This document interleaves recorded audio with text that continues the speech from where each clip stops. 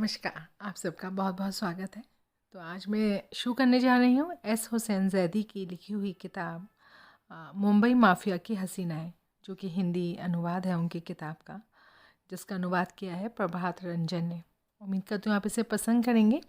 और मैं आपको एक बार बताऊँ, ये सच्ची कहानियाँ ही हैं, सच्ची घटनाएँ ही हैं, क्योंकि एस हुसैन ज़ैदी एक पत्रकार हैं, है ना। और उन्होंने माफिया वर्ल्ड पर बहुत उसी फील्ड में काम किया। तो वहाँ तो कहानियाँ कहानियाँ तो असल में ज़िंदगी के हर क्षेत्र में ही होती हैं, तो उन्होंने लिखा। और एस हुसैन ज़ैदी की इसी किताब में से 2 मूवीज़ भी बन चुकी हैं। जो गंगूबाई मूवी आई थी वो इसी का एक चैप्टर है, उस पर बनी हुई मूवी है। और एक मूवी अभी जो आई थी ओ रोमियो, वो भी इसी किताब में से सपना दीदी उसकी कहानी उन्होंने पिक्चर में बनाई। तो मूवी देखने का एक अलग बात होती है और बुक में से पढ़ना एक अलग बात होती है ना। तो मैं शुरू करती हूँ ये बुक। उम्मीद करती हूँ आप इसे पसंद करेंगे और अपनी राय ज़रूर बताएंगे, ताकि मुझे अगली किताबों को चयन करने में इजी रहता है जब आप बताते हैं कि आप कौन सी किताबें पढ़ना चाहते हैं। तो बहुत सारे लोग सुरेंद्र मोहन पाठक के लिए फरमाइश करते हैं। मैंने उनकी कई किताबें पढ़ी और मैंने असल में खुद उन्हें पर्सनली नहीं ज़्यादा पढ़ा, तो मुझे मालूम नहीं उनकी कौन सी किताबें ज़्यादा अच्छी हैं जो मुझे पढ़नी चाहिए। एक दो मैंने ऐसे उठाकर रैंडमली पढ़ लिया और वो कहानी में मुझे भी नहीं मज़ा आया और शायद आप लोगों को भी नहीं मज़ा आया होगा। तो मैं देखूँगी, अगर आप मुझे कुछ भेजेंगे सुरेंद्र मोहन पाठक की पढ़ने के लिए बोलेंगे, तो मैं पहले उसे, अब मैंने सोचा है कि पहले मैं खुद पढ़ूँगी, अगर मुझे खुद को अच्छा लगेगा तो मैं पढ़ूँगी, ठीक है ना। और ये तो बुक फेमस है ही, तो मैं इसलिए पढ़ रही हूँ, उसकी भी बहुत फरमाइशें आई थी। तो शुरू करते हैं किताब। तो इस बुक का नाम है मुंबई माफिया की हसीनाएँ, अंडरवर्ल्ड से जुड़ी औरतों की कहानियाँ, जिसे लिखा है एस हुसैन ज़ैदी ने और उनके साथ में जेन बोर्जेस ने। अनुवाद किया है प्रभात रंजन ने और इसकी प्रस्तावना लिखी है विशाल भारद्वाज ने। विक्रम चंद्रा बोलते हैं कि मुंबई माफिया की हसीनाएँ जीवंत, दिलकश और अचंभित कर देने वाली है, इसे ज़रूर पढ़ें। आगे है वेस्टलैंड, मुंबई माफिया की हसीनाएँ। तो राइटर का इसमें इंट्रोडक्शन है, मैं पढ़ लेती हूँ, पढ़ना चाहिए है ना, खुद को अच्छा लगता है। S Hussain Zaidi senior journalist हैं। इन दोनों आप Deccan Chronicle, Asian Age, Mumbai के संपादक हैं। आपकी पिछली किताब ब्लैक फ्राइडे 1993 के मुंबई धमाकों पर आधारित थी, जो बेस्ट सेलर रही। अनुराग कश्यप ने इसी नाम से एक प्रसिद्ध फिल्म भी बनाई थी। एलेक्स पेरी ने इस किताब की टाइम्स मैगजीन में समीक्षा में लिखा था कि ब्लैक फ्राइडे की सबसे बड़ी ताकत वो गहराई और समझ है जिसके साथ ज़ैदी ने बम फेंकने वालों का भी चित्रण किया है। हम भी पढ़ेंगे इस किताब को, है ना। आगे उनकी बंद दुनिया के अंदर घुसते हुए ज़ैदी आतंकवादियों को लेकर इन दिनों लोकप्रिय हो चुके संज्ञाओं का मजाक उड़ाते हैं कि वो बुरे हैं या कट्टर हैं या पागल हैं। HBO द्वारा मुंबई की 26/11 की घटनाओं को लेकर बनाई गई डॉक्यूमेंट्री टेरर, इन मुंबईयों के एसोसिएट प्रोड्यूसर के रूप में भी आपने काम किया है। एस हुसैन ज़ैदी के बारे में बता रहे हैं यहाँ पर। आपने अपने करियर की शुरुआत द एशियन एज से की थी और अनेक अखबारों में काम किया, जिनमें इंडियन एक्सप्रेस, मिड डे और मुंबई मिरर शामिल हैं। मुंबई माफिया को लेकर किए गए आपके गहरे शोध का उपयोग अनेक अंतर्राष्ट्रीय ख्याति के लेखकों ने भी अपनी पुस्तकों में किया है, जैसे मीशा ग्लेनी ने मैक माफिया में और विक्रम चंदा ने सेक्रेट गेम्स में। Jane Borges the Asian Age के मुंबई ब्यूरो में समाचार डेस्क पर मुख्य उप संपादक हैं। जैन ने अपनी पत्रकारिता करियर की शुरुआत 11 साल की उम्र में टाइम्स ऑफ ओमान से की, जब आप मस्कट में स्कूल में पढ़ रही थी। स्तंभकार के रूप में 5 साल तक लिखने के दौरान जैन को अनेक पुरस्कार मिले। बाद में 16 साल की उम्र में आप वापस अपने घर मुंबई आ गईं। संप्रति आप मुंबई में अपने परिवार के साथ रहती हैं। प्रभात रंजन का जन्म सीतामढ़ी बिहार में हुआ। आपने PhD तक की शिक्षा प्राप्त की है। आपने कई कहानी संग्रह प्रकाशित हो चुके हैं। साथ ही आपने बहुत सी किताबों का अंग्रेजी से हिंदी में अनुवाद भी किया है। इसके साथ ही आपने कई पत्रिकाओं का संपादन भी किया है, जिसमें प्रसिद्ध समाचार पत्र जनसत्ता भी शामिल है। आप प्रसिद्ध ब्लॉग जानकी पुल के मॉडरेटर हैं और संप्रति आप दिल्ली विश्वविद्यालय में अध्यापन कार्य कर रहे हैं। मुंबई माफिया की हसीनाएँ, एस हुसैन ज़ैदी, संग में जेन बोर्जेस, और अनुवाद किया है प्रभात रंजन ने, जिनका तीनों का इंट्रोडक्शन अभी मैंने पढ़ा। तो अभी इस बुक को शुरू करते हैं। हमारे प्यारे वालदैन खातून और अशफाक हुसैन सेंड्रा और जॉनी बॉर्जेस, हमारी ज़िंदगी की रोशनी, तो उन्होंने अपनी किताब इन्हें समर्पित की है। तो अब आगे है आमुख। आमुख यानी कि प्रीफेस, जिसे लिखा है विशाल भारद्वाज ने। विशाल भारद्वाज को तो हम सब जानते ही हैं। अपराध आध्यात्मिकता से अधिक रसीला होता है, बंदूक गुलाबों से अधिक आकर्षक होती है, और इसलिए कम से कम मेरे लिए माफिया सरगनाओं के जीवन से जुड़ी कहानियों को साझा करना मुझे अधिक मोहक लगता है, बजाय संतों की कहानियाँ साझा करने के। मुझे महसूस हुआ कि भारत में अपराध की रिपोर्टिंग केवल अखबार के पन्नों तक सीमित है, और ऐसी कहानियाँ प्रकाशन के बाद जल्दी ही मर भी जाती हैं। वास्तव में ऐसा कम ही होता है कि कोई किताब ऐसी कहानियों को आने वाली नस्लों के लिए संजोए, खास तौर से मेरे जैसे शौकीनों के लिए। फिल्मकार होने के कारण मेरे लिए ऐसी कहानियों की ज़रूरत और भी बढ़ जाती है। मैं अक्सर अपने आप को पंगु महसूस करने लगता और हताश हो जाता, क्योंकि और कोई रास्ता नहीं था जिससे सपनों के इस महान शहर के शानदार आपराधिक अतीत से जुड़ी घटनाओं और जीवन के बारे में मैं जान सकूं, जिसे पहले बम्बई कहा जाता था और अब मुंबई कहा जाता है। लेकिन एक समय आया कि मुझे अपनी धारणा बदलनी पड़ी। ऐसा तब हुआ जब मैंने ब्लैक फ्राइडे फिल्म देखी, जिसे मेरे प्रिय दोस्त, एक ज़बरदस्त फिल्मकार अनुराग कश्यप ने बनाई थी, जो इसी नाम से एस हुसैन जैदी की किताब पर आधारित है। किताब 1993 में हुए मुंबई बम धमाकों के कारण और षड्यंत्रों तथा उसके बाद होने वाली प्रतिक्रियाओं को लेकर अच्छी तरह रिसर्च करके लिखी गई है। उसके बाद हुसैन का नाम मेरे दिमाग में अटक गया। मुझे उनके काम में उम्मीद की एक रोशनी दिखाई दी। मैंने उनकी लिखी अपराध कथाओं पर नज़र रखने का फैसला किया, और इसके कारण जब जब उन्होंने नौकरी बदली, मुझे अपना अखबार बदलना पड़ा। आखिरकार मैं उनसे कमीने फिल्म पर शोध के दौरान मिला। वे बड़े मददगार साबित हुए, जाहिर है, उन लोगों और स्थानों तक ले जाने में जिससे कि मैं शहर में चलने वाले नशीले पदार्थ के धंधों को करीब से देख सकूं, जो मुंबई माफिया से कभी ना अलग होने वाला हिस्सा है। मैंने उनसे वादा लिया कि वो अपनी अगली किताब पर फिल्म बनाने के लिए राजी हों तो मुझे मौका ज़रूर दें। करीब 2 साल पहले मेरे पास उनका फ़ोन आया, उस किताब की भूमिका लिखने के लिए जो इस वक्त आपके हाथ में है, मुंबई माफिया की हसीनाएं, जिसके किस्से मैंने, और मुझे पक्का विश्वास है कि आप में से भी अधिकतर ने नहीं सुने होंगे। निजी तौर पर मुझे स्त्री नायक या खलनायक पुरुष पात्रों के मुकाबले ज़्यादा अच्छे लगते हैं।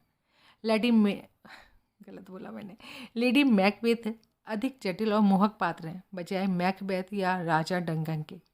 मैडम बॉवरी, अन्ना करेनिना, फूलन देवी, इंदिरा गांधी और सोनिया गांधी मेरे लिए अधिक रुचिकर हैं, बजाय अपने जैसे पुरुष पात्रों के।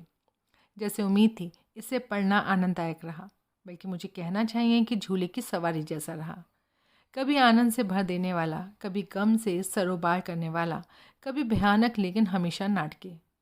चालाक जैनाबाई दारूवाली, जिसने कुख्यात करीम लाला, हाजी मस्तान जैसे सरगनाओं को बनाया, और हमारे अपने दाऊद इब्राहिम उसके इशारों पर वैसे ही नाचते थे जैसे किसी बड़े ऑर्केस्ट्रा का संचालन करने वाला नाचता है। कमाठीपुरा की रानी गंगूबाई की दुख भरी कहानी, जो समाज में सेक्स वर्कर्स के अस्तित्व और महत्व की पहचान के लिए लड़ती रही। एक विधवा की उदास कहानी, जो अपने पति की मौत का बदला और किसी से नहीं बल्कि दाऊद इब्राहिम से लेने की ताक में है। लेखक ने इतना दृश्यात्मक लिखा है कि आपको लग सकता है कि जैसे आप कोई फिल्म देख रहे हैं, अलग अलग कथा सूत्रों के साथ इंटरकटिंग की तरह। कहानियाँ लगभग सिनेमाई अंदाज में लिखी गई हैं, आगे पीछे होते हुए, और कई बार अपने साथ बहा ले जाती हैं। सच बताऊं तो इसने मुझे पसोपेश में डाल दिया कि किस कहानी को सिनेमा के लिए चुनूं। इसलिए मैं गर्व के साथ इन खूबसूरत, दयालु और चालाक लड़ाकन हसीनाओं की दुनिया में आपका स्वागत करता हूँ, जिन्होंने अंडरवर्ल्ड की क्रूर मर्दानी दुनिया की रवायत को बदल कर रख दिया। मुंबई की रानी कौन? पन्ने पलटिए और अपना चुनाव कीजिए। विशाल भारद्वाज। तो अब है भूमिका। मुंबई माफिया की हसीनाएं मेरे करीब 15 साल के सपने का रूपांतरण है। 90 के दशक के उत्तरार्ध का दौर, जब क्राइम रिपोर्टिंग मेरी दुनिया होती थी, मुझे महिला अपराधियों ने बहुत आकर्षित किया। मैंने महसूस किया कि वो अधिक साहसी हैं और अधिक कपट भरी, और अपने मकसद को पाने के मामले में अधिक घातक। एक प्रसंग जिसने मेरे दिमाग पर अमिट छाप छोड़ी, वो लल्लन भाभी की कहानी है। भाइयों की दुनिया में वो भाभी थी, मिलावटी पेट्रोल के धंधे की एक कड़ी। एक बरसाती शाम उसे गिरफ्तार करके दक्षिण मुंबई के सेवरी पुलिस स्टेशन ले जाया गया। नियम के मुताबिक उसे एक फ़ोन करने की इजाज़त दी गई। सामान्य तौर पर अभियुक्त इस अवसर का उपयोग अपने घर वालों को इसकी जानकारी देने के लिए कि उसे गिरफ्तार कर लिया गया है या ज़मानत की कार्यवाही के लिए वकील से बात करने के लिए करता है। उस औरत ने पुलिस स्टेशन में पुलिस वालों की नाक के नीचे बैठकर अपने घर फ़ोन किया और अपने छोटे भाई से कहा, मैं आज रात घर नहीं आ रही, तुम रसोई को वहाँ से दूसरी जगह कर लेना। जिस पुलिस वाले ने बाद में मुझे ये कहानी सुनाई, उसने कहा, ये बातचीत सुनकर वो सारे सकते में आ गए। कैसे कोई औरत जिसे अभी पुलिस वालों ने गिरफ्तार किया है अपने बच्चों, अपने पति या अपनी रिहाई से अधिक अपनी रसोई को लेकर अधिक चिंता में है? पुलिस जानती थी कि उससे सवाल करना बेकार था। उससे कानून के प्रति ईमानदार रहने की उम्मीद शायद ही की जा सकती थी। किसी औरत से कुछ उगलवाने के लिए वो दूसरे तरीके नहीं आजमा सकते थे। इसलिए उन्होंने उसके घर पुलिस की एक टुकड़ी भेजी उसके भाई से उस बातचीत का मतलब पूछने के लिए। उसका भाई तुरंत टूट गया और उसने सब कुछ उगल दिया। उसके कहने का मतलब था कि मिलावटी पेट्रोल का नया माल जो अभी तक पुलिस की पहुंच से बाहर है, इससे पहले कि उसके बारे में पुलिस को पता चले, उसे तुरंत किसी दूसरे गुप्त अड्डे पर पहुंचा दो। ललन भाभी ने पुलिस वालों को अपनी दिलेरी दिखाई। वो कानून से अप्रभावित रही। उसके लिए पुलिस हिरासत में रहना छोटे अवकाश की तरह था, अपनी आपराधिक गतिविधियों को फिर से शुरू करने के लिए। खुद कैद में होने के बावजूद वो नहीं चाहती थी कि उसे किसी तरह का व्यावसायिक नुकसान हो। वो चाहती थी कि मिलावटी पेट्रोल का उसका धंधा फलता फूलता रहे, चलता रहे। एक लेखक और पत्रकार के तौर पर मेरे लिए वो सीखने का अवसर था। मेरा कौतूहल जाग उठा। मैंने आंखें जुटाने शुरू कर दिए और उस तरह के अपराध में खास दिलचस्पी लेने लगा जिसमें किसी औरत का नाम प्रमुखता से आता। अगर मैंने किताब लिखी तो ये मेरे काम आएगी, मैंने अपने आप से कहा। सभी तरह के अपराधियों के बारे में लिखने के बाद मैं ये पूरे यकीन के साथ कह सकता हूँ कि जब भी मर्द औरत का मसला आएगा, दाऊद इब्राहिम बनना बहुत आसान होगा बजाय जैनाबाई दारूवाली बनने के। अगर आप छोटाओं यानी कि शकील और राजन के गिरोह पर नज़र दौड़ाएं तो आपको वीरता की खूब कहानियाँ मिलेंगी, लेकिन शायद ही कोई सपना दी जैसी मिली। वो औरत जिसने दाऊद को चुनौती देने का साहस किया, जिसे दाऊद के गुर्गों ने कायरों की तरह मारा। चाकुओं के 22 वारों में से 4 खास तौर पर उसके गुप्त अंगों पर किए गए थे। बाकी औरतों के लिए ये डरावना संदेश था कि माफिया के साथ खिलवाड़ ना करें। ये किताब एक प्रयास है महिला अपराधियों के मन और दिमाग को और उनके जटिल मस्तिष्क को समझने का। किसी भी तरह ये उनके महिमा मंडन का प्रयास नहीं है। दूसरी तरफ ये औरतें भी कोरे स्लेट की तरह नहीं थीं जिनके ऊपर खतरनाक मर्द माफिया के लोगों ने मन माफिक लिख दिया हो। उनके जीवन को देखने का कोई साधारण कार्य ढंग नहीं हो सकता कि ऐसा हुआ इसलिए ऐसा हुआ। इसमें कोई शक नहीं कि इन औरतों के लिए अपराध केवल अपनी गरीबी और सीमाओं से बाहर निकलने का जरिया था, बल्कि जीवन बचाने का सिद्धांत भी था। इन औरतों के ऊपर ध्यान केंद्रित कर मैं इन महिला अपराधियों की प्रकृति का कोई मूलभूत सार नहीं प्रस्तुत कर रहा। वो आकर्षक महिलाएं हैं क्योंकि उन्होंने हमारी नैतिक मान्यताओं को थोड़ा खिसका दिया है। अपराध और अंडरवर्ल्ड की दुनिया से जुड़ी 13 औरतों की असाधारण और शक्तिशाली कहानियों का संकलन काफ़ी चुनौती भरा और मेहनत भरा था, खासकर इसलिए क्योंकि इनमें से कोई उस दौर में फली फूली जब औरतों द्वारा किए गए अपराध पर कुछ खास ध्यान नहीं दिया जाता था। इनमें अवैध शराब का धंधा करने वाली जैनाबाई दारूवाली और कोठे की मैडम गंगूबाई काठियावाड़ी की कहानियाँ भी शामिल हैं। पत्रकार के रूप में पहला पार्ट जो हम सीखते हैं वो ये कि किसी निर्णय पर ना पहुँचें बल्कि सवाल खड़े करें। इन कहानियों में जो आप पढ़ेंगे हमने बजाय इसके कि किसी निर्णय पर पहुँचें खुद को तथ्यों तक ही रखा है। हमने अदालत के कागजातों, पुलिस रिकॉर्ड्स, पुलिस इतिहासकारों, विश्वसनीय पत्रकारों तथा बड़े राष्ट्रीय समाचार पत्रों में प्रकाशित समाचारों का सहारा लिया है। इनकी अनुपस्थिति में हमने रिश्तेदारों, पड़ोसियों, अवकाश प्राप्त पुलिस वालों तथा अन्य स्वतंत्र गवाहों से बातचीत की है। हमें जो भी घटना संदिग्ध लगी उसके बारे में हमने 2 अन्य भिन्न लोगों में से भी उनके बारे में बात की। जो कहानी हमें परस्पर विरोधी लगी हमने उसे नज़रअंदाज कर दिया। ये पुस्तक सच्ची और सत्य कथा कहने का एक प्रयास है। ये कोई काल्पनिक कहानी नहीं है। हमने उन स्थानों पर साहित्यिकता का सहारा लिया है जहाँ ये बहुत ज़रूरी लगा कि कहानी को थोड़ा नाटकीय ढंग से बताया जाए, लेकिन हमने घटनाओं की विश्वसनीयता को किसी प्रकार खंडित नहीं होने दिया। तो ये एस हुसैन जैदी ने लिखा है और अब कहानी शुरू होती है। तो पहली है डोंगरी की चालबाज बुढ़िया। तो चैप्टर 1, कब्रिस्तान में अरब सागर गहरा और धूसर मरीन लाइंस के पास क्वींस नेकलेस के विशाल चौखंबे पर पछाड़ खा रहा है। शहर के साथ कई दिनों तक लुका छिपी खेलने के बाद आकाश बारिश के स्वागत में खुल गया है। अधिक दिन नहीं हुए, 80 के दशक के मध्य तक, तब आप पश्चिम की लोकल के फुटबोर्ड पर खड़े होकर कांपते समंदर की झलक ले सकते थे जब आपकी ट्रेन चर्नी रोड से मरीन लाइंस की तरफ तेज़ी से गुजरती। मरीन लाइंस एक ब्रिटिश विरासत है, उस दौर की जब अंग्रेज़ों ने मुंबई को 19वीं शताब्दी के मध्य में ज़बरदस्त तरीके से रेल के जाल से जोड़कर व्यापार मार्ग पर ला दिया था। मरीन लाइंस बना है मरीन बटालियन लाइन से, जो ब्रिटिश सेना का हेड ऑफिस था। बाद में बटालियन एयरफोर्स का आवासीय इलाका बन गया। आप मेट्रो एडलेप्स के दक्षिण की तरफ इस इलाके में अभी भी आ सकते हैं। अगर आप मरीन लाइन स्टेशन पर उतरें तो केवल एक सड़क है जिसका नाम है वी ठाकर से मार्ग, जो समुद्र और प्रसिद्ध मरीन ड्राइव की सैलगाह को अलग करता है। स्टेशन के पास ही एक बड़ा कब्रिस्तान है। 7.5 एकड़ में फैला ये विशाल कब्रिस्तान इंसान की मरणशीलता की याद दिलाता है। असल में 150 साल पुराना कब्रिस्तान स्टेशन के इतने पास है कि स्टेशन के ओवरब्रिज को चढ़ने वाली सीढ़ियों पर जाने वाले यात्रियों को उसके सामने से गुजरना पड़ता है। जब मैं इस बड़ा कब्रिस्तान के अंदर घुसता हूँ तो देखता हूँ कि बारिश की चादरों ने समाधि लेखों को ढक दिया है, जो वहाँ की उदासी को और बढ़ा रहे हैं। मैं हाजी मस्तान की स्टोरी के चक्कर में यहाँ आया हूँ। उसकी बरसी है और मुझे बताया गया है कि बीते ज़माने के इस डॉन और मुंबई के सबसे खतरनाक सोने के तस्कर को हर साल उसकी 3 बेटियाँ याद करती हैं, फूलों और गुलाब की खूब सारी पत्तियों के साथ। ये कोई ऐसी घटना नहीं है जिसके बारे में मुंबई में सुना ना गया हो। अमीर लोग मरने के वालों को अनेक तरीक़ों से याद करते हैं। दाऊद इब्राहिम के पुलिस कांस्टेबल पिता के बारे में एक कहानी प्रचलित है। कहा जाता है कि जब इब्राहिम कास्कर का देहांत हुआ तो दाऊद ने कई ट्रक गुलाब की पंखुड़ियों का इंतज़ाम किया और अपने पिता की कब्र पर चढ़ाने के लिए। बताते हैं 3 दिनों तक गुलाबों की खुशबू सारे कब्रिस्तान में फैली रही। कीचड़ से बचने की असफल कोशिश करता हुआ मैं कब्रों की एक पंक्ति के पास पहुंचता हूं, जिनका रख रखाव बेहतर लग रहा है।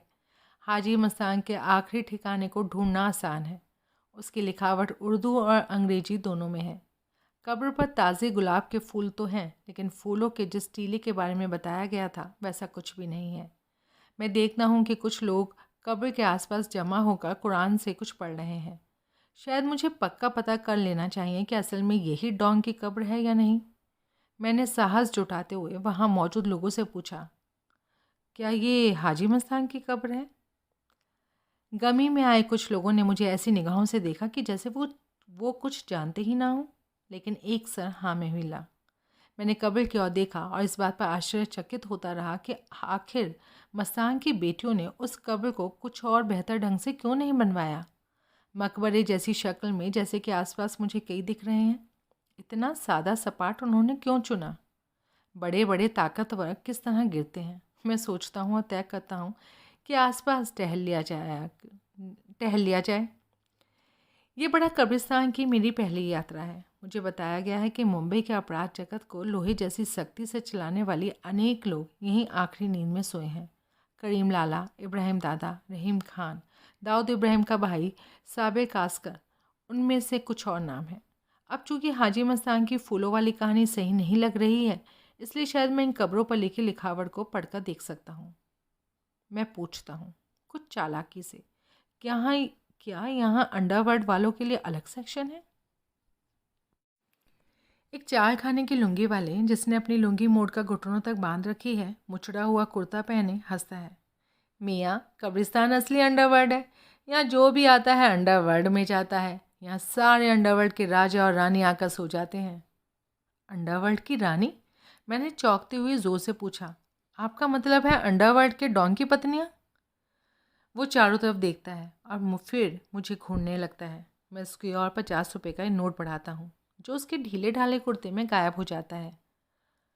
मस्तान की एक बहन थी, कुछ औरतें बता रही थी।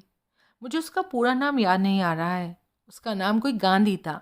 उसने हमारे भूतपूर्व प्रधानमंत्री मोरारजी देसाई को राखी बांधी थी।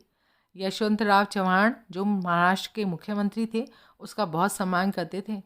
वो मुंबई अंडरवर्ल्ड की महारानी थी। उसके जैसा कोई कभी दिखाई नहीं देने वाला। क्या ये बूढ़ा आदमी पागल हो गया है, मैं सोचता हूँ। मैं 15 साल से क्राइम रिपोर्टर हूँ। मैंने किसी ऐसी औरत के बारे में नहीं सुना जिसके ताकतवर और माफिया सरदारों से संबंध हो। एक ऐसी औरत जिसे मस्तान बहन की तरह मानता हो, जिसका उपनाम गांधी हो, जिसने भूतपूर्व प्रधानमंत्री को राखी बांधी हो और जो शक्तिशाली मराठा मुख्यमंत्री के साथ हिली मिली रही हो। पगलाए रहे हो या नहीं? ये शकूर भाई थे। लुंगी पहने मुझे उस औरत की कब्र की तरफ ले जाते हैं। हम कब्रों की भूल भुलैया से गुजरते हैं, कभी किसी कब्र के एक और, कभी दूसरी ओर। रास्ते में एक छोटा सा बाड़ा आता है, जन्नत के बच्चे, जहाँ छोटे बच्चे दफन हैं। कई मिनट तक चलने के बाद वो मुझे कब्रिस्तान के दाएं कोने में ले जाते हैं। एक दीवार के पास रुककर एक विशेष कब्र की ओर इशारा करते हैं, जो झाड़ियों में छुपा हुआ है। यही है उनकी कब्र। मैं उसकी तरफ देखता हूँ, लेकिन उसके ऊपर कुछ नहीं दिखता। कब्र पर एक साधारण पत्थर लगा है, जिसके ऊपर लिखा है फॉर्म नंबर 2544, ओत्ता नंबर 601, लेकिन कोई नाम नहीं लिखा है। मैं शकूर भाई को 50 रुपये का एक और नोट देता हूँ और उनसे कहने ही वाला होता हूँ कि वो जा सकते हैं कि वो फिर से बात करने लगते हैं। इन्होंने आज़ादी की लड़ाई में हिस्सा लिया था, अंग्रेज़ों के खिलाफ महात्मा गांधी के साथ लड़ी थी। मेरा मुंह खुल जाता है। क्या कह रहे हैं आप? फिर ये अंडरवर्ल्ड की रानी कैसे बन गई?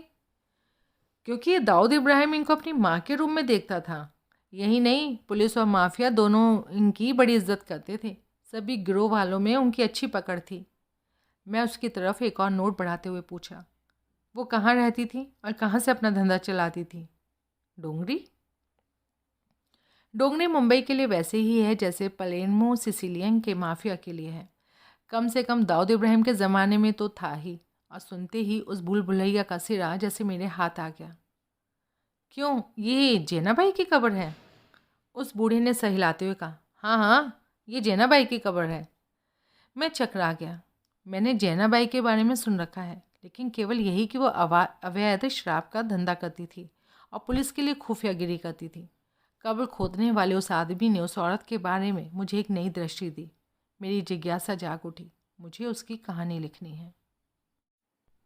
चैप्टर 2, बैतुल सुरूर में रात की बैठक।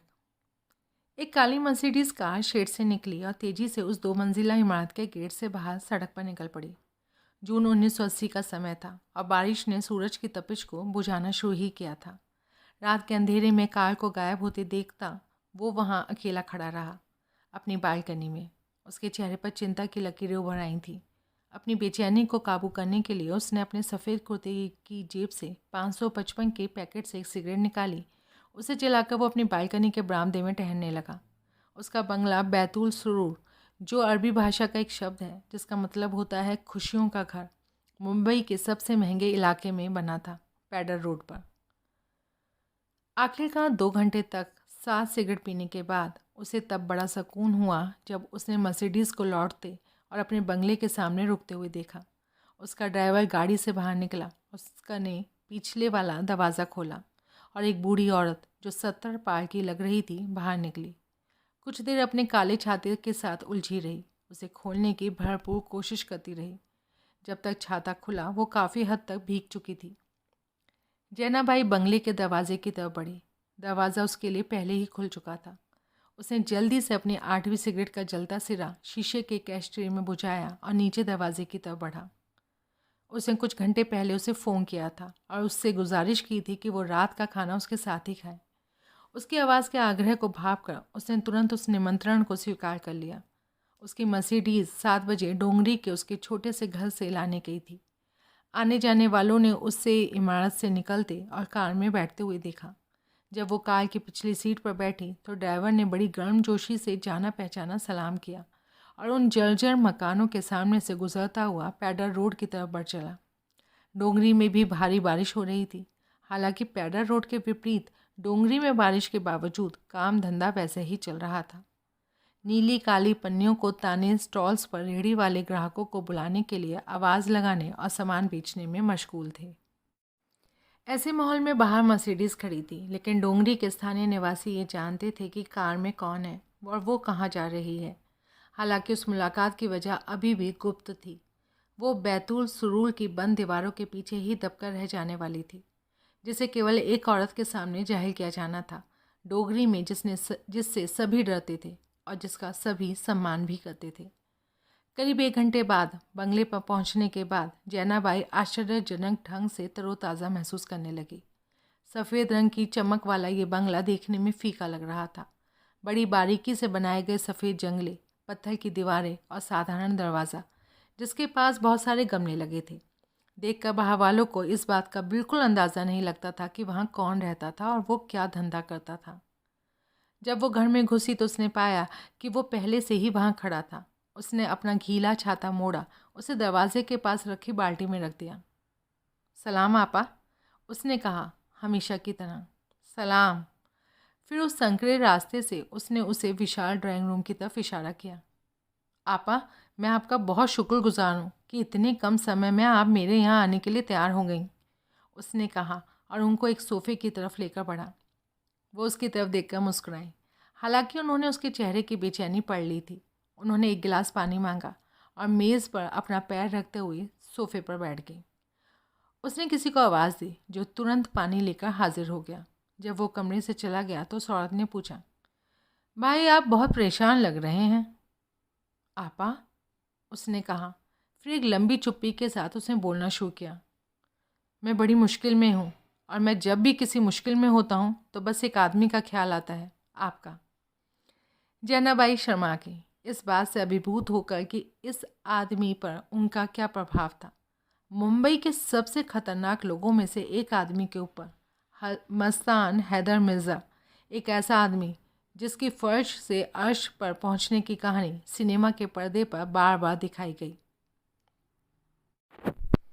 कहा जाता है कि मस्तान मूल रूप से चेन्नई का रहने वाला था और 1934 में अपने पिता के साथ मुंबई आया था। उसने एक मैकेनिक के तौर पर काम शुरू किया। 1944 में मुंबई के बंदरगाह पर कुली बनने से पहले वो साइकिल मरम्मत करने का काम करता था। वहाँ उसका काम था अदन, मुंबई और हांगकांग से जहाज़ों में आने वाले बक्सों डब्बों को खाली करना। आने वाले सालों में उसने सोने, चांदी, इलेक्ट्रॉनिक के सामानों की तस्करी के माध्यम से करीम लाला और वरदराजन मुदलियार के साथ मिलकर करोड़ों रुपए कमाए और मुंबई के सबसे मजबूत ग्रोहों में से एक का गठन किया। उसका बंगला, उसकी मर्सिडीज़ तथा उसका ज़बरदस्त प्रभाव सब उसकी उस अकूत संपत्ति के कारण था जो उसने बरसों में अवैध रूप से जमा किया था। अब यहाँ जैनाबाई मस्तान के घर में बैठी उसकी परेशानी के बारे में सुन रही थी, उसको मशवरा दे रही थी। जैनाबाई के लिए उसकी बहन कहलाने से अधिक गर्व की बात कुछ नहीं हो सकती थी। चैप्टर 3, एक षड्यंत्रकारी के शुरुआती दिन। 1920 के दशक के आरंभिक सालों में मुसलमान मेमन हलाई परिवार में पैदा हुई जैनब उर्फ जैनाबाई 6 भाई बहनों में से एक थी। उसके पिता रोजी रोटी के लिए विक्टोरिया पर सवारियों को घुमाते थे। उसका परिवार एक कमरे की चौल में मुंबई के डोंगरी में मोहम्मद अली रोड पर रहता था। कालबा देवी के कपड़ा बाजार से एक पत्थर फेंकने भर की दूरी पर डोंगरी का इलाका था, जो पहले मुंबई के मूल द्वीप का हिस्सा था, जो मालाबार हिल से डोंगरी हिल तक फैला हुआ था। मुंबई उस समय 7 अलग अलग द्वीपों में बटी हुई थी, जिनमें Colaba, old women island, Mahim, Parel, Worli और मचगांव आते थे।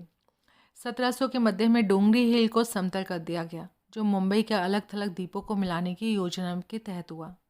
जब पहाड़ियों को समतल कर दिया गया तो उत्तर के क्रॉफर्ड मार्केट से दक्षिण के कमाटीपुरा तक के उबड़ खाबड़ हिस्से को डोंगरी कहा जाने लगा। आज डोंगरी पुराने टूटे फूटे मकानों से भरा पड़ा है। विशाल जेजे फ्लाईओवर के करीब करीब नीचे का ये इलाका मूल रूप से मुस्लिम बहुल है। दिन के थोड़ा चढ़ते ही डोंगरी का बाजार फुटपाथों पर फैलने लगता है। इस्लामी शिक्षा के ऑडियो वीडियो टेप, अत्तर, हिना, चिकन कुर्ता, मोजरी, गहने सब कुछ वहाँ बिकने लगते हैं। बाज़ार ईरानी तथा अफ़गानी रेस्टोरेंट, बेकरी, मिठाई की दुकानों से भरा पड़ा है, जहाँ मावा के गर्म जलेबियाँ, खीर और गुलाब जामुन सब कुछ बिकते हैं। दोपहर ढलने तक शाम होते होते गरम कबाबों, बिरयानी, गोश्त और खीर की खुशबू डोंगरी की फ़ज़ाओं में फैल जाती है। उर्दू में लिखे साइन बोर्ड, मस्जिद के आगे घुटनों के बल झुके नमाजी, बुर्कापोश औरतें सब्जी खरीदती हुई। बाहर वालों को देखने में ये अपने आप में कोई और देश लग सकता था। 1990 के दशक के मध्य से पहले तक ये इलाका तमाम गलत कारणों से जाना जाता था, क्योंकि ये गिरोहों के असंख्य आपसी लड़ाइयों, सांप्रदायिक खून खराबे का मैदान बना हुआ था। लेकिन 1920 और 1930 के दशक में डोगरी आज़ादी की लड़ाई का एक केंद्र बन गया। सभी धर्मों की औरतें और मर्द आज़ादी के नाम पर सड़कों पर निकल आए। जैनाबाई भी उनमें से एक थी। युवती के रूप में उन्होंने गांधी के आंदोलन और आज़ादी की लड़ाई को भरपूर समर्थन दिया। उसकी संकीर्ण मुस्लिम पृष्ठभूमि आज़ादी की लड़ाई में भाग लेने से उसको नहीं रोक पाई, और उसके बाद वो कभी स्कूल नहीं गई। वो अपना ज़्यादातर समय नारा लगाने में बिताती। जब वो 14 साल की हुई तो उसकी शादी शाह दरवेश से हो गई और वो पड़ोस के चुनाव वाला बिल्डिंग में रहता था। दरवेश का छोटा मोटा लकड़ी का कारोबार था। उससे उसके 5 बच्चे हुए, खदीजा, इकबाल, सलीम, कमाल और शम्मी। यहाँ तक कि शादी के बाद भी वो आज़ादी की लड़ाई में भाग लेती रही। उसे पति अक्सर उसकी इस बात पर पिटाई भी कर देता था कि वो फिराक परस्ती के उस दौर में हिंदुओं को क्यों बचाती है, और ये मानसिकता बांटो और राज करो की ब्रिटिश नीति का नतीजा ही थी। 1947 में भारत के विभाजन के बाद अब अंग्रेज़ों ने भारतीय उपमहाद्वीप के नक्शे को दोबारा खींचा तो देश के हिंदू और मुसलमान अपने नए घरों की तलाश में इधर उधर बिखरने लगे। दरवेश ने पाकिस्तान जाने का फैसला कर लिया, लेकिन जैनाबाई, जिसने अपना ज़्यादातर बचपन और जवानी आज़ादी की लड़ाई लड़ने में बिता दी थी, उसने मुंबई छोड़ने से मना कर दिया। लेकिन उसके पति ने 5 बच्चों की जिम्मेदारी के साथ उसे अकेला छोड़ दिया और वो पाकिस्तान चला गया। वो पूरी तरह से बर्बाद हो गई। उसकी समझ में नहीं आ रहा था कि कहाँ से शुरुआत करे। ये वो दौर था जब मुंबई में अनाज की कमी हो गई थी। देश के अधिकतर खेती के इलाके पाकिस्तान में चले गए थे और धीरे धीरे मध्य वर्ग को अनाज और दाल की कमी महसूस होने लगी थी। उस समय मुंबई में राशन व्यवस्था का चलन था। सरकार राशन कार्ड धारकों को सीमित मात्रा में अनाज देती थी। चावल, खासतौर से बासमती, मुस्लिम समुदाय का मुख्य भोजन था, क्योंकि उससे पुलाव और बिरयानी बनती थी। चावल, दाल, गेहूं की कमी ने अनेक लोगों को तस्करी के अनाज को खरीदने के लिए मजबूर कर दिया। 1940 के दशक में मुंबई में थोक अनाज की मंडी मस्जिद बंडल के पास दाना बाज़ार में थी, जो डोंगरी के नज़दीक थी। अपने परिवार के भरण पोषण के लिए तत्काल पैसे कमाने के ख्याल से जैनाबाई तस्करी के अनाज के व्यापार में बिचौलिए का काम करने लगी। दाल, चीनी, बासमती चावल आदि के खुदरा और थोक व्यापारियों के बिचौलिए का काम। जैनाबाई दाना बाज़ार के थोक व्यापारियों से कमीशन पर बड़ी मात्रा में अनाज उठा लेती और इस अनाज को उन डीलर्स को बेच देती जो उन्हें ऊंचे दामों पर बेचते और उसे मुनाफे में से कुछ हिस्सा भी दे देते। वो अपने चौल में रहने वालों को भी अनाज बेचती। अनाज को जमा करके रखना या बिना लाइसेंस के उनका व्यापार करना अवैध था तथा कानून के मुताबिक ऐसे लोगों के लिए सज़ा का प्रावधान था। पुलिस ने चूनावाला बिल्डिंग में जैनाबाई के कमरे पर कई बार छापा मारा, लेकिन उसके ऊपर कानूनी कार्रवाई करने के लिए पर्याप्त सबूत जुटा नहीं पाई। चूँकि वो मेमन थी, इसलिए गुजराती भाषा पर भी उसका पूरा अधिकार था। थोक और खुदरा व्यापारियों के साथ बातचीत करने में उसे कोई मुश्किल नहीं आती थी, क्योंकि अधिकतर व्यापारी गुजराती समुदाय के थे। ये गुजराती व्यापारी जल्द ही उसे बहन या जैना बहन कहकर बुलाने लगे। चूँकि वो मुख्य रूप से चावल का व्यापार करती थी, इसलिए उसके नाम के साथ चावल वाली जुड़ गया और डोंगरी तथा दाना बाज़ार के लोग उसे जैनाबाई चावल वाली बुलाने लगे। चैप्टर 4, डिनर की मेज़ पर। मस्तान कई मिनट तक कुछ भी नहीं बोला। जैनाबाई ने भी उसके ऊपर कुछ कहने के लिए जोर नहीं डाला। वो चुपचाप अदरक वाली चाय के बचे कुछ एक घूंट भरती रही। ये उसका तीसरा कप था। अचानक उसके चेहरे पर तनाव छलका। उसने कहा, मुझे मदद चाहिए आपा, ये मेरे लिए बहुत मायने रखता है। शीशे की मेज़ से अपने पाँव नीचे रखते हुए जैनाबाई सोफे से उठी। भाई क्या मसला है? मैं यहाँ इतनी देर से बैठी हुई हूँ। अपनी गोल्डन हील वाली सैंडल में पाँव डालते हुए उसने कहा। चलिए खाने की मेज़ पर इसके बारे में वहीं बात करते हैं, उसने कहा। उसके सफ़ेद चिकन के कुर्ते पर हल्की कलफ चढ़ी हुई थी और वो दुपट्टा जिससे उसने अपनी मेहंदी लगे ललछोए बालों को ढक रखा था अपनी जगह से हट चुका था।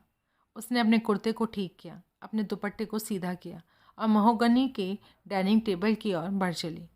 उसके अंदाज राजसी थे, उसके कान हीरे की कनी से चमक रहे थे, उसके हाथ सोने के कंगनों के भार से भारी लगते थे।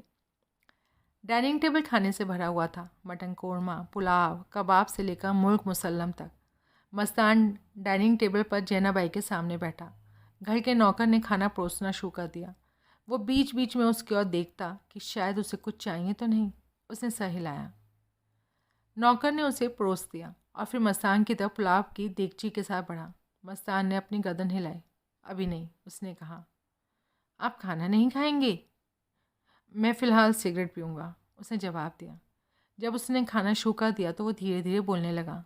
वो पहले दिमाग में एक एक वाक्य बुन लेता, फिर बोलता। आपा, मैं इस अवैध धंधे को छोड़ना चाहता हूँ। क्यों? उसने आश्चर्य से पूछा। वो पिछले कुछ सालों से मेरा अधिकतर वक्त या तो जेल की सलाखों के पीछे कटा है या फिर अदालत के चक्कर काटने में। नारायण भाई, यहाँ पे जनता पार्टी के नेता जयप्रकाश नारायण, उनकी बात हो रही है। नारायण भाई ने मेरी रिहाई के मामले में तभी मदद की जब मैंने उनसे वादा किया कि मैं ये सब गलत धंधे छोड़ दूँगा। मैं कुछ दिनों से सोच रहा हूँ कुछ और करूँ, लेकिन कुछ और हो ही नहीं पा रहा। जैनाबाई बड़े धीरज से सबको सुनती रही। पिछले 6-7 साल मस्तान के लिए बड़े भारी रहे। सबसे पहले 1974 में उसको मीसा के अंतर्गत 90 दिनों के लिए बंद कर दिया गया। उसके बाद सरकार ने उसको कोफेपोसा के अंतर्गत गिरफ्तार किया। फिर इमरजेंसी के दौरान उसको करीम लाला जैसे अन्य माफिया सरदारों के साथ मीसा के अंतर्गत एक बार फिर पकड़ा गया। असल में जैनाबाई को भी मीसा के अंतर्गत बंद किया गया। हालांकि जो आरोप उसके ऊपर लगाए गए उनको साबित नहीं किया जा सका। मीसा एक विवादास्पद कानून था जिसको मूल रूप से संसद द्वारा 1971 में पारित किया गया था, जिस समय देश में श्रीमती इंदिरा गांधी प्रधानमंत्री थी। इंदिरा गांधी ने ये कानून जिस उद्देश्य से लागू करवाया ताकि कानून लागू करवाने वाली संस्थाओं को ये शक्ति दी जा सके जिससे किसी आपराधिक व्यक्ति को अनिश्चित काल तक के लिए बंद किया जा सके, बिना वारंट के उनकी तलाशी ली जा सके, उनके सामानों की जब्ती की जा सके। राम जेठमलानी जैसे आपराधिक मामलों के प्रमुख वकीलों के रखने के बावजूद सारे इमरजेंसी के दौर में मस्तान को जेल में रहना पड़ा। उसने इस बात को महसूस कर लिया था कि उसका वो प्रभाव अब नहीं रह गया था जो कभी मुंबई के तस्कर के रूप में हुआ करता था। साथ ही असंख्य मुकदमों ने उसे कर्जदार बना दिया था। जब इमरजेंसी हटी और 1977 में जनता पार्टी की सरकार बनी तो मस्तान ने जयप्रकाश नारायण से निवेदन किया कि वो इस मामले में हस्तक्षेप करें तथा तत्कालीन प्रधानमंत्री से कहें कि वो उसे क्षमादान दे। मस्तान ने शपथ पत्र लिखा और सरकार से ये वादा किया कि वो अपने जीवन में एक नया अध्याय शुरू करने की कोशिश करेगा। उसकी याचिका स्वीकार कर ली गई और आखिरकार उसे रिहा कर दिया गया। मैं कर्जे के समंदर में डूबा हूँ आपा। मुझे कर्ज चुकाने हैं, मेरा घर गिरवी है। अब बिजनेस के 2 ही ठिकाने बचते हैं जिनमें मैं अपने पैसा लगा सकता हूँ, ज़मीन जायदाद का धंधा या फिर सिनेमा। मस्तान ने कहा। सिनेमा में पैसा लगाने में बड़ा खतरा है, जैनाबाई ने कहा। लेकिन उसके ख्याल में उस आदमी की छवि आ गई जो कई बरसों पहले उसके मन में बनी थी।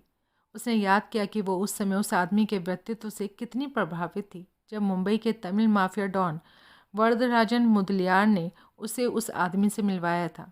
तब वो कितना बहादुर था, विराट व्यक्तित्व वाला।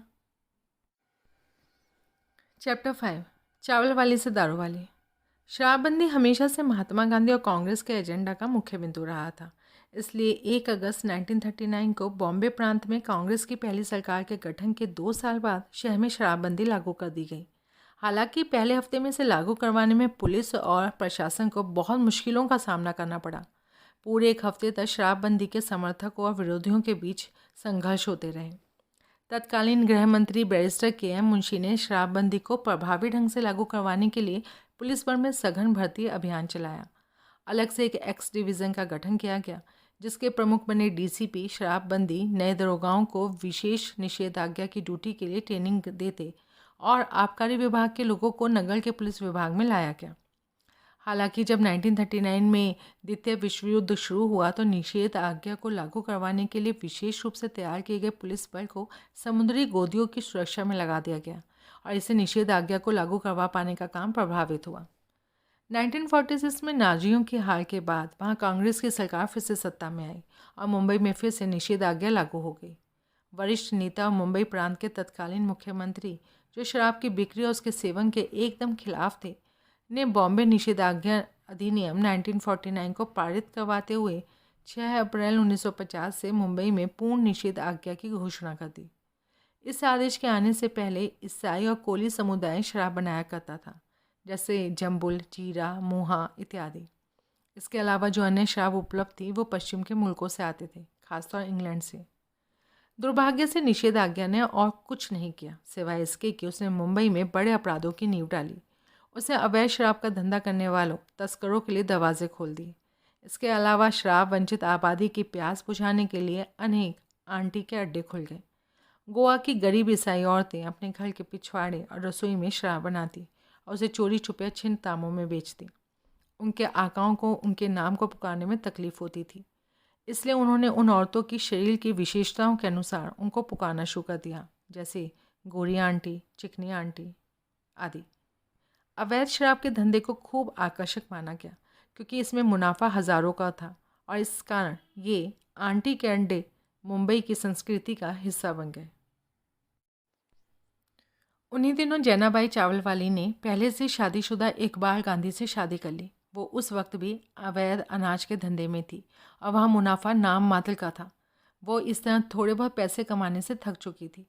उन्हीं दिनों उसकी मुलाकात तमिल डॉन वरदराजन मुनीस्वामी मुदलियार से हुई।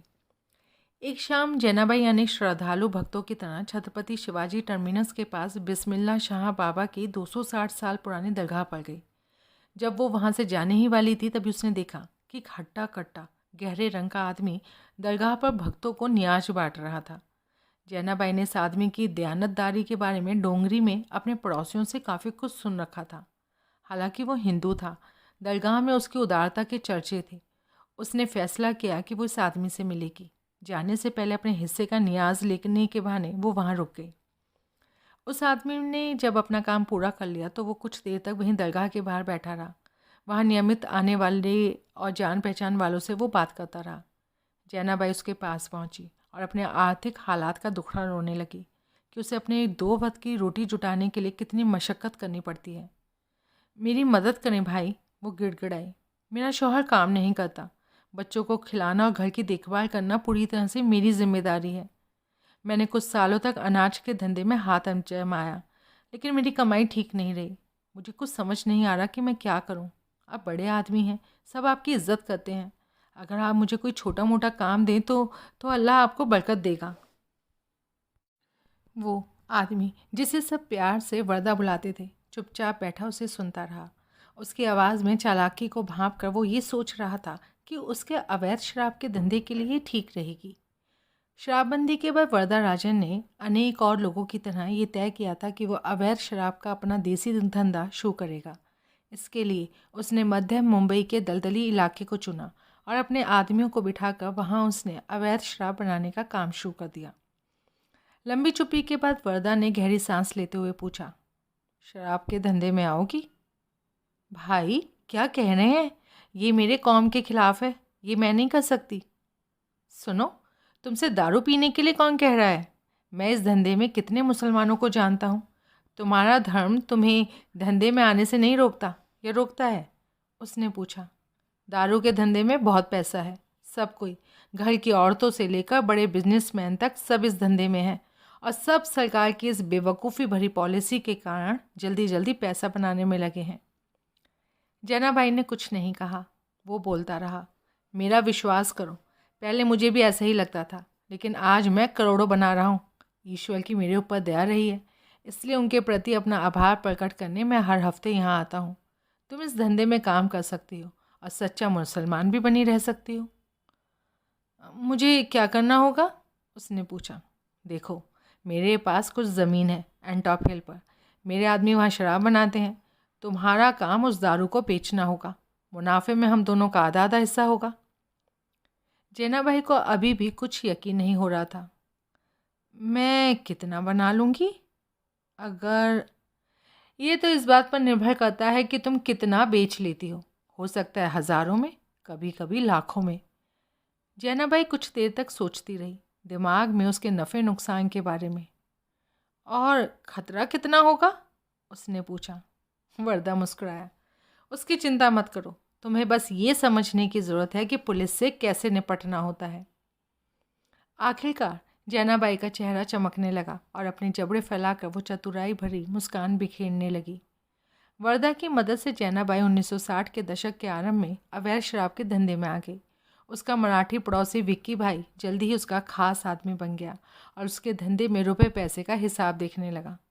जैनाबाई की उम्र, उसका अनुभव और सबसे बढ़कर पुलिस के साथ निपटने की उसकी कला ने इस धंधे में उसे तेजी से बढ़ने में सहायता करी। वो जैनाबाई दारू वाली के नाम से जाने जाने लगी और वर्दा भाई की खासम खास लोगों में से एक हो गई। इस बीच वर्दा की पकड़ बढ़ने लगी। 1960 के दशक की प्रेस रिपोर्ट से पता चलता है कि अवैध शराब के धंधे में उसकी सालाना कमाई 12 करोड़ के करीब थी। लेकिन वर्दा और चाहता था। उस समय सबसे अच्छा धंधा सोने की तस्करी का माना जाता था।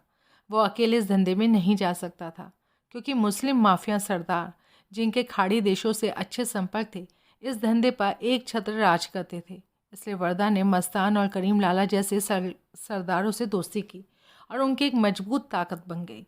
उन्हीं दिनों वर्दा ने जैनाबाई दारूवाली की मस्तान से पहली मुलाकात करवाई। चैप्टर 6 समस्या। रात के 10 बज गए थे और बारिश पहले से तेज़ हो चुकी थी। आकाश में घने काले बादल छाए हुए थे।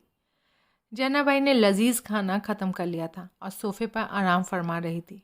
मस्तान ड्राइंग रूम के फर्श पर टहल रहा था। बैठ जाइए, सोफे पर उसके लिए जगह बनाते हुए उसने कहा। आइए, असली समस्या के बारे में बात करते हैं।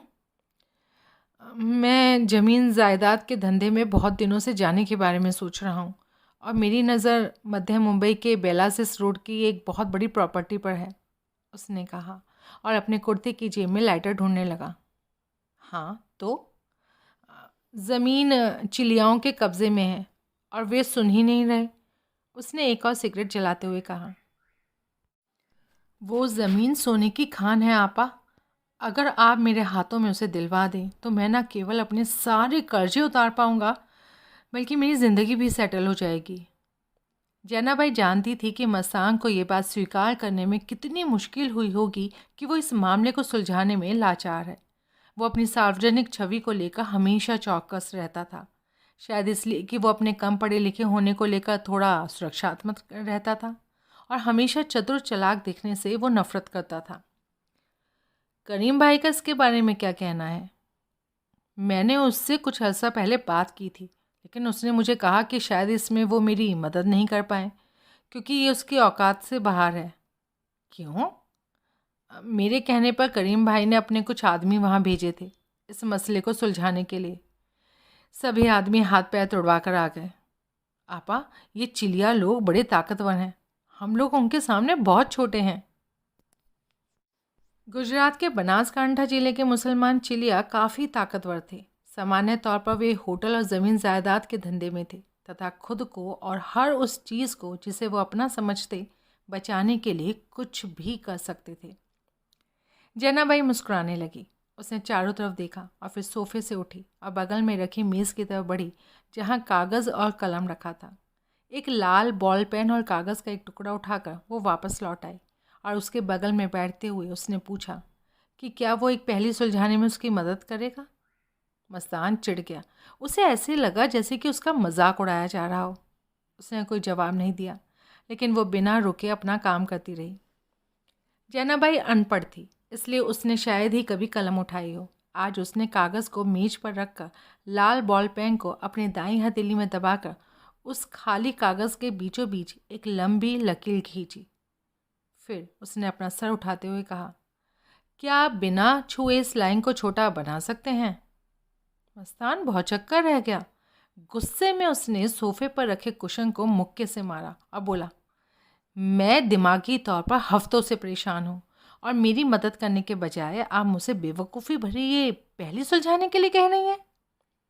जैनाबाई पहले मुस्कुराई, फिर उसने अपने सोने की अंगूठी वाली एक उंगली अपने सर की तरफ करते हुए कहा, सोचिए मस्तान भाई, सोचिए, आपकी सारी समस्याओं का हल इसी पहेली में छुपा है। मस्तान का गुस्सा धीरे धीरे कम होने लगा। उसकी आंखें मेज़ पर पड़े कागज़ के टुकड़े पड़ गई।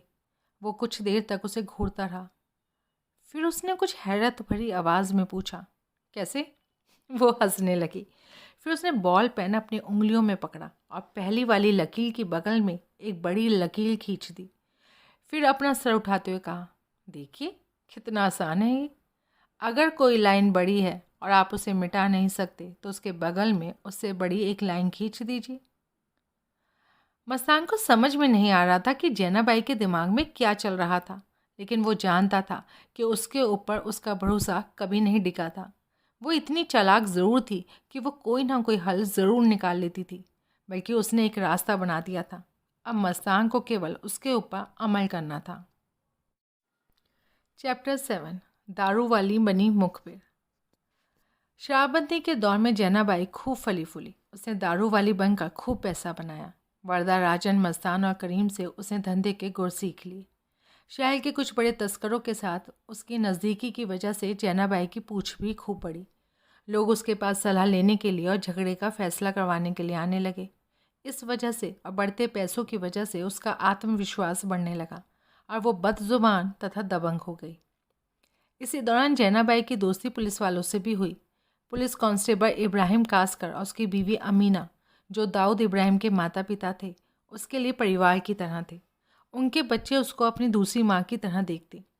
ये वही दौर था जब सरकार और पुलिस एक बार फिर शराबबंदी को शहर में प्रभावी ढंग से लागू करवाने की कोशिश कर रही थी। एक्स डिवीज़न के अलावा, जिसका गठन भूतपूर्व गृह मंत्री बैरिस्टर के.एम. मुंशी ने 1939 में किया था, एक विशेष निषेधाज्ञा गुप्तचर सेवा का गठन किया गया। निषेधाज्ञा गुप्तचर सेवा का मुख्यालय पल्टन रोड पर था, जहां आज हज हाउस है, और उसकी जिम्मेदारी थी कि शहर में दारूबंदी को प्रभावी ढंग से लागू करवाना। पुलिस को जैनाबाई के दारू के धंधे के बारे में पता चल गया और उसके कमरे पर उसने कई बार छापा मारा, लेकिन उन छापों में उसके घर से कुछ खास नहीं मिला, सिर्फ इसलिए क्योंकि वो जानती थी कि लोगों को कैसे पटाया जाता है। वो अक्सर घर के कोने में देवी देवताओं की तस्वीर रख देती थी। सारा दारू वो उन तस्वीरों के नीचे एक बक्से में छुपा कर रखती थी, और जब पुलिस छापा मारती थी तो उस जगह को इसलिए नहीं छूती थी क्योंकि उसे लगता था कि वो एक पवित्र जगह है। जब पुलिस की इस बात के लिए खूब आलोचना होने लगी कि जैनाबाई के अवैध धंधे को लेकर पुलिस का रवैया ढीला ढाला है, तब विशेष निषेधाज्ञा गुप्तचर सेवा ने उसे गिरफ्तार कर लिया और उसे कुछ हफ्ते जेल में बिताने पड़े। 1962 में एक सूचना के आधार पर एक्स डिवीज़न के 2 sub inspector Cooper Shah, Dinshah Bhasadia और रमाकांत टेमकर ने किसी तरह से उसे उसके घर में रंगे हाथों पकड़ लिया, और आखिरकार उन लोगों ने उस वक्त के सबसे बड़े शराब माफिया का भंडाफोड़ कर दिया। बिल्डिंग के सभी कमरों की तलाशी के बाद पुलिस ने जैनाबाई के सहयोगी विक्की के कमरे के वाटर टैंक से अवैध शराब बरामद किया। 1964 में सब इंस्पेक्टर सी.डी. भसाडिया को मुंबई के तत्कालीन पुलिस कमिश्नर एस. मजीदुल्ला ने उनकी सेवाओं के लिए पुरस्कृत किया, और बाद में वो भ्रष्टाचार निरोधी दस्ते के सबसे प्रतिभाशाली जासूस बन गए, और इसके बाद अपराध शाखा में एसीपी के पद से रिटायर हुए। विडम्बना देखिए, बाद में जैनाबाई भसाडिया की सबसे खास खबरी बन गई। अब कुछ खबरों से तो ये जानकारी भी मिलती है कि गिरफ्तारी के बाद जैनाबाई ने तत्कालीन मुख्यमंत्री यशवंतराव चव्हाण से भी संपर्क साधा, इस शिकायत के साथ कि पैडोनी तथा वीपी रोड की पुलिस उसे परेशान कर रही है। कहा जाता है कि उसने अपनी गरीबी, अपने बच्चों का रोना रोया, और इस बात का कि किस तरह उसे अपने खर्चे चलाने के लिए मेहनत करनी पड़ती है। उन दोनों के बीच इस बैठक में क्या हुआ ये तो साफ नहीं हुआ, लेकिन उस बैठक के बाद डोंगरी की सबसे निर्भीक औरत धीरे धीरे पुलिस की खबरी बन गई। जेल में समय बिताने के बाद जैनाबाई को इस बात का एहसास हुआ कि अगर उसे बाज़ार में बड़ा खिलाड़ी बनना है तो उसे पुलिस और भाई लोगों सबको खुश रखना पड़ेगा। तस्करी के बारे में जैनाबाई की जानने की कला ने उसे एक मूल्यवान खबरी बना दिया, और उस समय खबरी को जब्त हुए कुल माल का 10% दिया जाता था। हालांकि हमेशा की तरह चालाक जैनाबाई ने अवैध शराब और अनाज का धंधा नहीं छोड़ा। खबरी के तौर पर वो पुलिस वालों के घर हिम्मत के साथ आधी रात के बाद बुलके में जाती।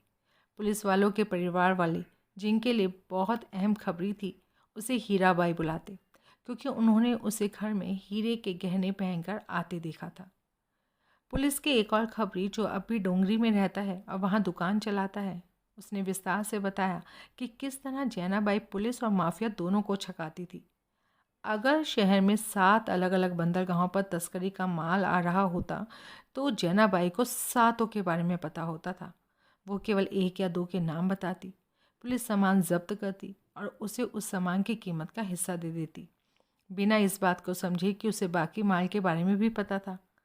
उसने कहा चूंकि वो 7 में से केवल 2 के बारे में बताती, इसलिए माफिया सरदारों को लगता कि इन छापों से जैनाबाई का कोई लेना देना नहीं था, इसलिए वो मस्तान और लाला की खास बनी रही।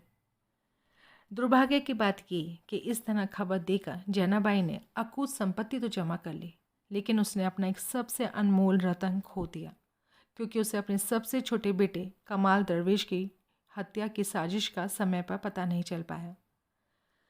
कमाल 24 साल की उम्र में न केवल गर्म खून वाला नौजवान था, बल्कि अव्वल दर्जे का घमंडी भी था।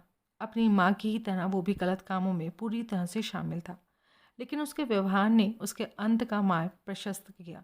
चूँकि मुंबई का माफिया ये महसूस करने लगा था कि कमाल का दिमाग बहुत चढ़ गया था। एक सुबह 4 लोगों ने कमाल को डोंगरी में मीनारा मस्जिद से कुछ ही दूर जैनाबाई के घर के पास ही चाकुओं से गोद कर मार डाला। जैनाबाई उस समय शहर में नहीं थी। सबसे छोटे बेटे के मरने की खबर उसके लिए बहुत बड़ा झटका थी, जिसने उसे दिमागी तौर पर तोड़ डाला। उसने बिस्तर पकड़ लिया, दिन रात रोती रहती, अपने रसूख को कोसती रहती, जिसकी वजह से वो मारा गया। अगले 6 महीने तक वो उसकी कब्र पर रोज़ जाती, उसकी कब्र के पास बैठकर उसकी आत्मा के लिए दुआ करती। फिर उसका ध्यान उन लोगों की तरफ गया जो उसके बेटे की मौत के जिम्मेदार थे। उसने उन 4 लोगों को खोज निकालने में कोई कसर नहीं छोड़ी। उसके जीवन को दुख ने घेर लिया था और इस सनक ने भी। आखिरकार मस्तान और लाला को जैनाबाई की फिक्र हुई और उन्होंने तय किया कि वो उन 4 आदमियों को उसके पास ले जाए और उसे बताएं कि ये हैं उसके बेटे के हत्यारे। उन 4 लोगों को जैनाबाई के सामने बैठने को कहा गया और फिर मस्तान और लाला उससे कहने लगे कि उन लोगों के खिलाफ वो कोई कदम नहीं उठाए और ना ही पुलिस के पास जाए। आखिर काफ़ी कहा सुनी हुई। धार्मिक बातचीत के बाद जैनाबाई ने उन लोगों को माफ़ कर देने का फैसला कर लिया, जिनके बारे में ये बताया गया था कि उन्होंने उसके बेटे की हत्या की थी। चैप्टर 8 सीधा साधा चालबाज। मस्तान ने जानबूझकर खिड़की को अध खुला रखा था ताकि ठंडी भीनी हवा ड्राइंग रूम में आ सके। वो अब भी सिगरेट पी रहा था। बीच बीच में वो उन 2 लकीरों को देख रहा था जो जैनाबाई ने खींची थी। अब जैनाबाई फर्श पर बैठ चुकी थी, जहाँ उसे सबसे अधिक आराम महसूस हो रहा था। बड़ी लाइन की तरफ इशारा करते हुए जैनाबाई ने कहा, ये लाइन बड़ी ताकत का प्रतीक है। वो लाइन, वो ताकत जो आप पैदा करेंगे। बड़ी ताकत? उसने पूछा। जैनाबाई ने अपने लिए पान बनाया और कहा, हाँ, आप चिड़ियाओं के खिलाफ बड़ी ताकत खड़ी करेंगे ना? हाँ, मैं ऐसी ताकत कहाँ से खड़ी करूँगा? इब्राहिम भाइयों और पठानों का गिरोह किस दिन के लिए है? उसने पान चबाते हुए कहा, उनको एक साथ ले आइए। उस समय पठानों में अमीरजादा, आलमगीर, शहजादा, समद खान दबंग थे तथा उस समय इब्राहिम भाई दाऊद और साबिर छोटे मोटे दबंग थे। दोनों में हमेशा खून खराबा चलता रहता था। लगातार होने वाले खून खराबा असल में मस्तान और उसके दोस्त करीम लाला के लिए चिंता का सबब बन गया था, क्योंकि दोनों मुंबई अंडरवर्ल्ड के बड़े सरगना थे। और जो बात मस्तान समझ पा रहा था वो ये थी कि जैनाबाई ये चाहती थी कि वो उन दोनों अलग अलग ग्रोहों को एक करके उनको चिलियाओं के खिलाफ एक बड़ी ताकत के रूप में खड़ा करे। ये तो कोई समाधान नहीं हुआ आपा, मस्तान ने कहा, और उन दोनों को एक करवाने का मतलब था कि उनके बीच युद्ध विराम, जो उस समय के हालात में असंभव था। मस्तान के लिए उनको एक कमरे में लाना भी मुश्किल था। भाई, अगर आप उनको एक साथ ले आए तो इससे आपको बड़ी मदद मिलेगी। पठानों की ताकत बीबी रोड से ग्रांट रोड तक है, जबकि इब्राहिम के लड़कों की नागपाड़ा पर मजबूत पकड़ है। अब बेलासिस रोड की जिस ज़मीन पर आपकी नज़र है वो ग्रांट रोड और नागपाड़ा के बीचों बीच ही तो है। मस्तान को जैनाबाई के इस नज़रिए से देखने पर बहुत आश्चर्य हुआ। ये तो आप सही कह रही हैं आपा। ज़रा सोचिए, अगर आप सब एक ताकत बन जाएं तो सरकार भी आपका कुछ नहीं बिगाड़ पाएगी। इस ताकत की बदौलत न केवल आपको वो ज़मीन मिल जाएगी, बल्कि इससे ये भी तय हो जाएगा कि वो सुरक्षित रहे। विरुद्धों के इस सामंजस्य की कोई संभावना तो नहीं लग रही थी, लेकिन मस्तान समझ गया कि शायद यही एक रास्ता है। मैं करीम से कह सकता हूँ कि वो पठानों को समझाए, लेकिन इब्राहिम भाई के लड़कों का क्या होगा? वो तो इसके लिए कभी तैयार नहीं होंगे। अब तो इब्राहिम भाई भी तंग आ चुके हैं। उनका अपने बच्चों पर कोई नियंत्रण नहीं रहा।